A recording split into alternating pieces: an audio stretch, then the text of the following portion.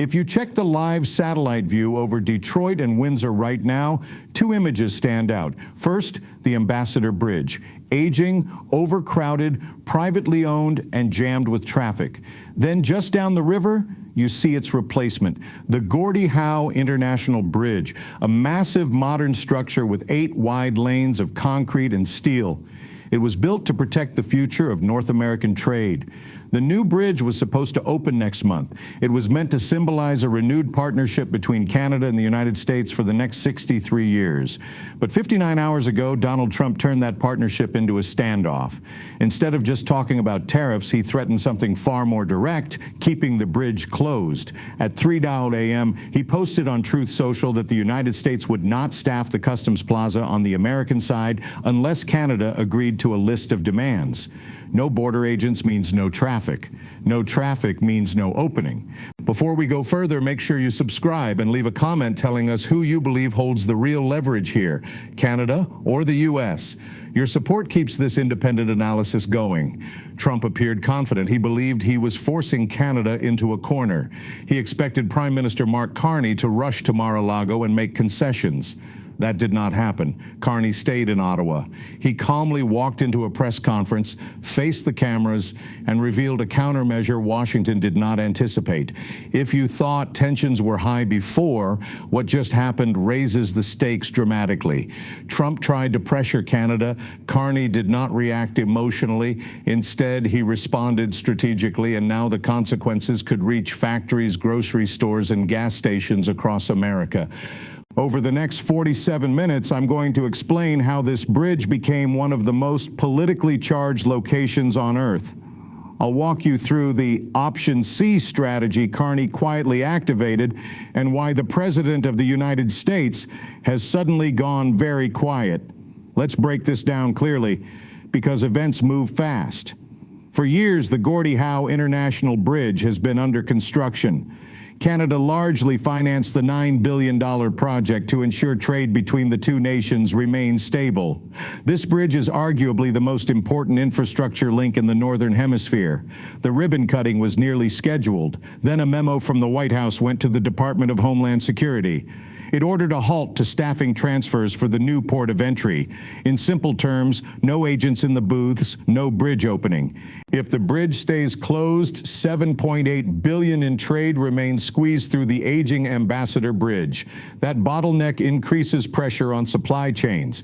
Trump's reported demands were steep: dismantle Canada's dairy supply management system, block Chinese electric vehicles, and pay a $146 security fee per truck. The strategy was familiar: create a crisis, then offer relief in exchange for concessions. American headlines quickly framed it as a major blow to Canada. Many assumed Ottawa would give in, but Mark Carney is not Justin Trudeau. Just 3 hours after the memo leaked, Carney's office released a short, carefully worded statement. It did not mention Trump. It did not reference demands. It simply said Canada was reviewing the operational status of energy infrastructure corridors in the Great Lakes region. At first glance, it sounded technical and dull. It was anything but. Within 12 minutes, financial markets understood the message. Carney was signaling that if the U.S. blocked trade at the bridge, Canada could reconsider energy flows that power parts of the Midwest. This was no longer about concrete and steel. It was about fuel, heating, and electricity. To understand the seriousness, look at the numbers. The Windsor-Detroit corridor handles about 28% of total trade between the two countries. Every single day, between $438 and $982 million crosses that river.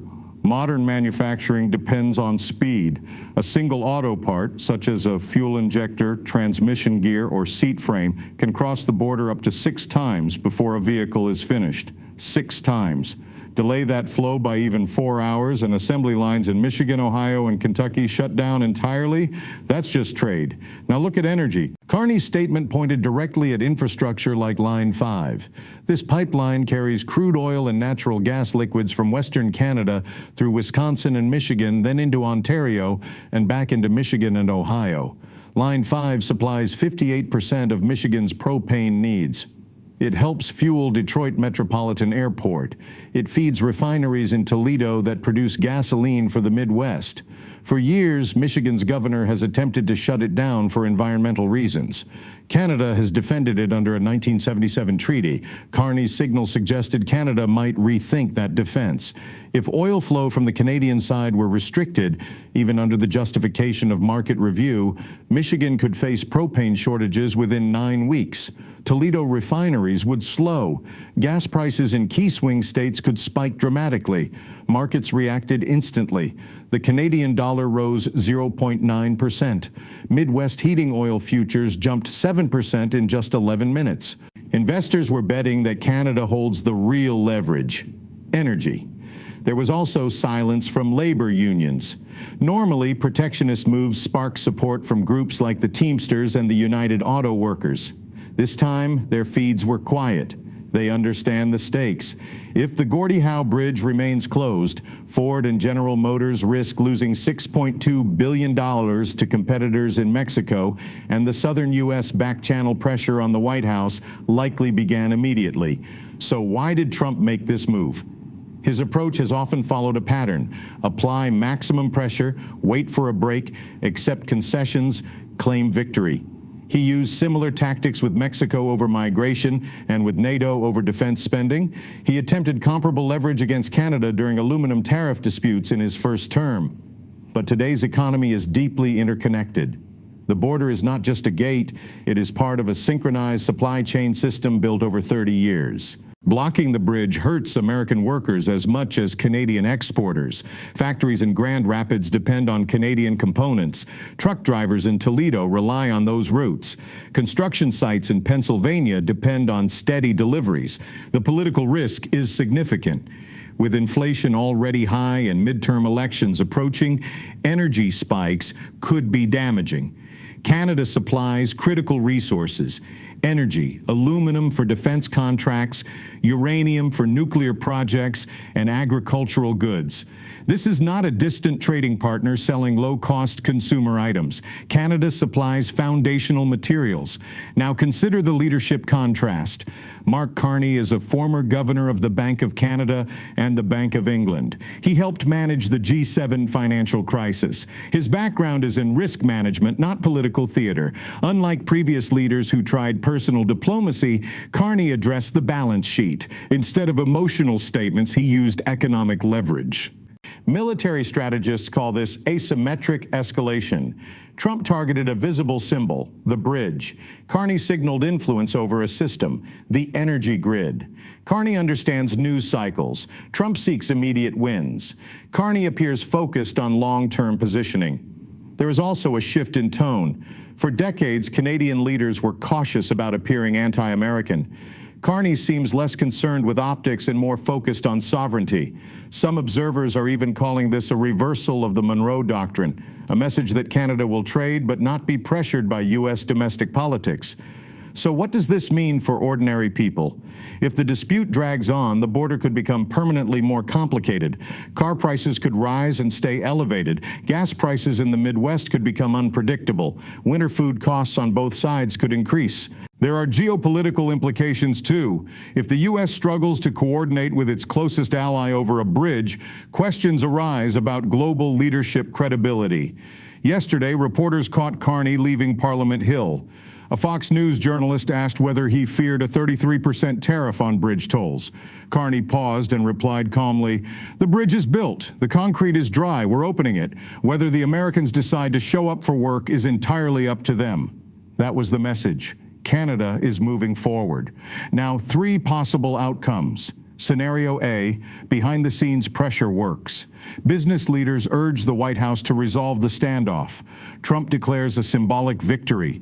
Border agents are assigned. The bridge opens. Both sides quietly move on. Scenario B, escalation. Trump doubles down, possibly citing national security. Canada activates option C and restricts energy flows. Markets react sharply. Trade tensions intensify dramatically. Scenario C, strategic pivot. Canada accelerates trade partnerships with Europe or Asia, reducing long-term reliance on the U.S. At the moment, White House silence suggests scenario A is most likely. But unpredictability remains.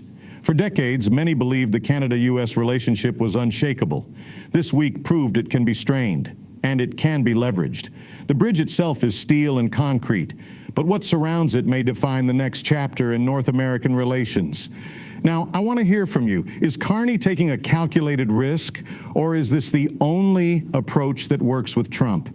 If you were in his position, would you restrict energy supplies? Leave your thoughts in the comments and subscribe with notifications on, because if that bridge opens or if it remains closed, the impact on your wallet could be immediate the next morning.